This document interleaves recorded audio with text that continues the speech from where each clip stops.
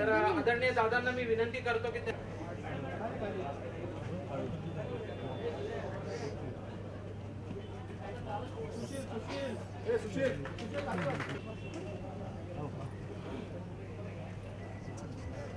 शाल आणि पुष्पगुच्छ देऊन त्यांचं स्वागत करण्यात येत आहे.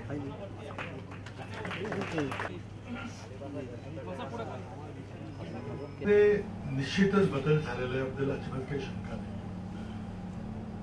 त्या पुरस्कार वापसीचा प्रश्न असेल किंवा काही वक्तव्य आली, विशेषतः आमिर खानचं वक्तव्य आलं त्यामुळे बरीच चर्चा झाली, काही उलटसुलट बाजूने वक्तव्य आली, पण बदल झालेला आहे. तर त्यामध्ये जेटली यांनी काही बरेच शब्द रॅबिट अँटी बीजेपी असा शब्द वापरला. रॅबिटचा आता मराठी भाषांतर आता रॅबिट कुत्रा असं पण म्हणतो, पिसाळलं असं म्हणतो, पण अनंतराव सांगू शकतील की रॅबिटचा निश्चित अर्थ काय काढायचा.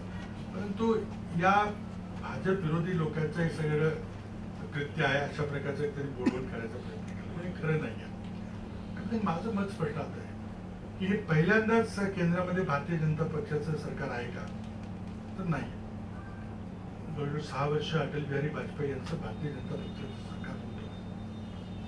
त्या कालखंडामध्ये गोध्रासारखी घटना घडली, इतकी भयानक घटना घडली की त्याची मला वाटतं आपल्या देशाच्या इतिहासामध्ये तुलनाच होणं शक्य नाही. एका धर्मावर अत्याचार झाला ही त्यावेळेला माहिती आहे, पण त्यावेळेला असं का नाही घडलं? त्यावेळेला कुणी पुरस्कार वापसीचा प्रश्न नव्हता, त्यावेळेलाही काँग्रेस विरोधी पक्षात होते, त्यावेळेला भयंकर एका धर्माच्या बद्दल हे सगळं घडलं होतं. आणि गुजरातच्या त्यावेळेच्या मुख्यमंत्र्यांचा काय त्यातला रोल होता वगैरे बरीच त्यानंतर चर्चा झाली. पण त्याला माझं उत्तर असं आहे की त्यावेळेला देशाचे जे पंतप्रधान अटल बिहारी वाजपेयी होते यांची भूमिका महत्वाची होती. त्यांनी त्यावेळेला जी टिप्पणी केली किंवा त्यांची इच्छा होती की याचं प्रायश्चित्त म्हणून गुजरातच्या मुख्यमंत्र्यांनी पदच्युत झालं पाहिजे, बाहेर उतरलं पाहिजे, राजधर्म पाळला पाहिजे.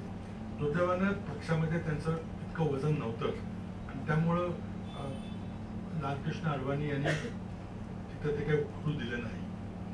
पण तो देशामध्ये एक मेसेज केला की ठीक आहे, एका कोपऱ्यामध्ये देशाच्या घडलेलं आहे, त्याचा मुख्यमंत्री त्याला जबाबदार असतील नसतील वगैरे, परंतु हे काही देशात घडलेलं नाहीये किंवा देशाचे पंतप्रधान सर्वेसर्वा जे त्यांचं मात्र his heart is in the right place.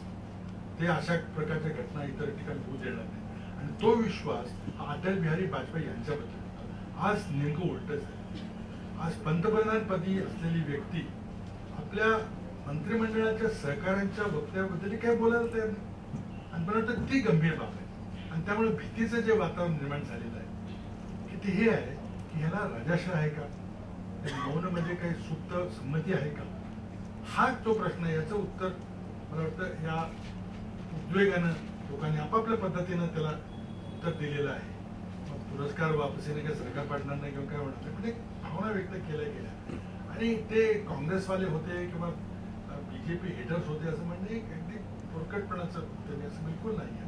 अतिशय थोर व्यक्ती होते. त्यांना अटल बिहारी वाजपेयी यांच्या काळामध्ये देखील काही जणांना पुरस्कार दिले गेले असतील, काही काँग्रेसच्या काळामध्ये दिले गेले असतील, तर त्यांनी एक संतापानं केली व्यक्त केली ती भावना होती. आज आमिर खानचं वक्तव्य कदाचित शब्द त्यांनी वापरले वगैरे, पण त्याच्या भावना महत्वाच्या आहेत की आज असं वातावरण का निर्माण झालेलं आहे.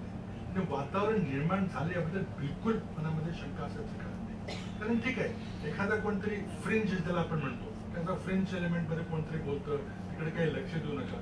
मंत्रिमंडळात तुमचे सहकारी आहेत, ते एकदा नव्हे दोनदा नव्हे सारखं रिपीटेडली अशा प्रकारची वक्तव्य करतायत. आणि ते वक्तव्य करताना मोदींना काही त्यातलं ऐकू गेलं नाही किंवा ते देशात नव्हते किंवा असं म्हणायला काय अर्थ आहे. स्टॉक होल्ड केला गेला असं तुम्हाला म्हणायचं.